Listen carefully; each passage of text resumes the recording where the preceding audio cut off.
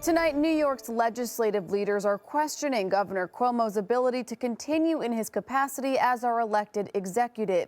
The Democratic heads of the Senate and Assembly both sending strong statements on how they feel about Cuomo's future in office. No, there is no way I resign. Governor Andrew Cuomo rebuffing calls to resign Sunday amid allegations of sexual harassment from multiple women, including former aides, and a federal probe into his administration's handling of nursing home deaths. He claims politicians are playing politics and says it's, quote, damaging to publicize allegations before you know that they're credible. Let's release all the allegations that Jay Cope and the Attorney General and the DAs have about Senate members, and then let's put them out in the public arena, and then let's decide publicly, yay or nay, should this allegation cause a person to resign. You know, that's absurd. Just hours after the governor's press conference in which he promised to persevere for the people, a scathing statement from the Senate's top Democrat condemning Cuomo. Senator Andrea Stewart-Cousins says, quote, every day there is another account that is drawing away from the business of government. She continues, New York is still in the midst of this pandemic and is still facing the societal, health, and economic impacts of it. We need to govern without daily distraction. For the good of the state, Governor Cuomo must resign. Assembly Speaker Carl Heastie quickly echoing his legislative counterpart without openly calling for a resignation. In a statement, he says, quote, we have many challenges to address, and I think it is time for the governor to seriously consider whether he can effectively meet the needs of the people of New York. But the embattled governor maintains he will not be distracted from doing the job he was elected to do. We have to get a budget done in 3 weeks. We have a lot of work to do, for this state.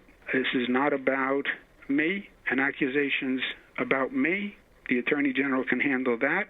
This is about doing the people's business, and this next 6 months, I believe, will determine the future trajectory for New York State. Cuomo continues to urge New Yorkers to wait for the Attorney General's investigation to conclude. Good evening, everyone. My name is Lindsay Smith. We begin tonight with breaking news. Firefighters are currently investigating a house fire in Menands on Orchard Grove. The home, which you can see on your screen, appears to have suffered extensive damage from the blaze. It's unclear what caused the fire at this time and if there were any injuries. We'll keep you updated as more information develops. We begin tonight with breaking news in Columbia County. One person has died in a fire. The flames broke out earlier this evening at this home on Columbia Street in the city of Hudson. The mayor confirms the victim is a woman in her 40s. No word yet on what caused the fire. We are working to learn more information. Albany police are searching for 2 teenage girls and an infant who they say were last seen earlier today. Police say 17-year-old Jalea Ashley and 14-year-old Ruby Legree were last seen around noon, leaving a home on Colby Street near Hunter Avenue. They say the 14-year-old also had her 1-month-old daughter with her. The infant was in a black and white polka dot carrier. Ashley is described as 5'10" and 200 pounds with braided hair, last seen wearing burgundy pants, a gray hooded sweatshirt, and white sneakers. Legree is described as 5'1" and 160 pounds with braided hair, last seen wearing black leggings, a long white coat, and black boots. Anyone with information regarding these young girls or the baby is asked to please contact the Albany Police Department.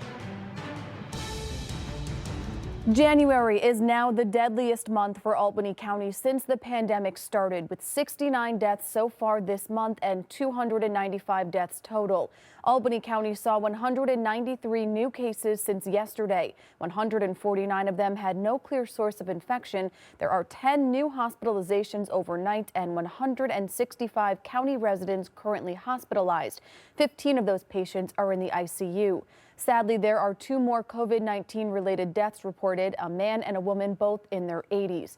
County Executive Dan McCoy addressed the recent green light from the state for high-risk high school sports to start. McCoy says calls to let us play coming from coaches and student athletes just can't be answered right now. I'm not here to get votes. You don't want to vote for me? I don't care. You want to vote me for our office? Go right ahead. I'm here to save lives and do what I'm supposed to do. So yeah, I'm going to make unpopular decisions. McCoy says that discussions are based on science and the county health commissioner's expertise. We'll hear more from her coming up later in sports. Governor Cuomo announced today that another 160 more New Yorkers have died from the coronavirus. More than 249,000 test results were reported yesterday. About 5.09% of those were positive. 8,613 patients are in the hospital. Cuomo said in a statement, quote, "If we tire before the enemy wins. It's that simple.